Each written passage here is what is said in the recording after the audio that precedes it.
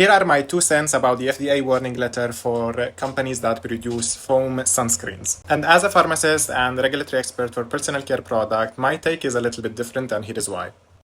So first, let's set into my comfy sofa and then agree on a few things. The sunscreens in the US are regulated as OTC drugs, so the flexibility regarding labeling, marketing, and other type of dosage form, etc., a little bit more strict compared to other market where the sunscreen are regulated as cosmetic or even a third category. And we need to understand that regulations set by regulatory bodies, for example, like the FDA, when it comes to marketing, labeling, and monograph of the OTC product, are set to protect the general public and make them less risky to misuse, etc. When we hear those type of warning letter from the FDA or some action, might seem sus for us, the people who are very invested in this community, like skincare nerd, expert, etc., because we have knowledge and we understand this is as a common sense. But for the general public, it's not the case. And a great video by James Welch explained this, how people are misusing product on purpose, unintentionally, for clicks or views, for example. So what I'm trying to say is we want for this regulation and instruction to make people less confused, because even with good instruction, people are misusing products. So problem number one is the language and presentation of these drugs. One of the product that was targeted by this FDA warning letter is this product by Vacation Whipped Cream Sunscreen. If you look at the presentation, it really imitates food. The canister, cherries next to it, the model putting it next to its mouth. You have the whipped cream or the whipped sunscreen is in a glass. And of course the language, as you can see, dessert for your skin, inspired by your favorite after dinner indulgences. Other market that is a little bit ahead compared to the US when it comes to this type of issues, like the EU, we have directive that limit the imitation of food when it comes to cosmetics for non-food products.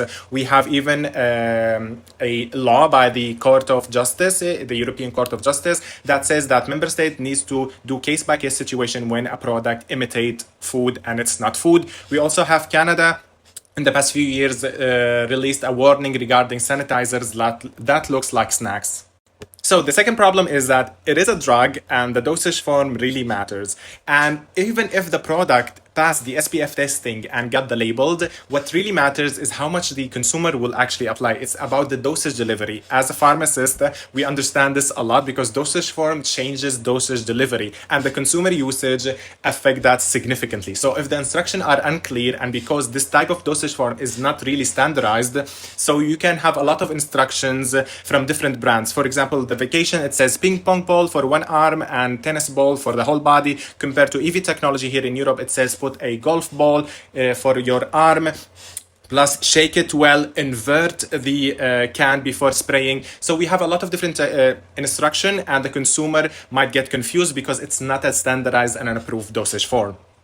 And lastly, do I have to say that we actually have very good quality data regarding that we as a human, me included, we suck at following clear instruction and we suck at applying the proper amount of sunscreen. As you can see here, for example, the volume of this type of sunscreen application might give a false sense of protection for the consumer. They might say, oh, I put a full handful of sunscreen, I put extra, so I will be protected for longer.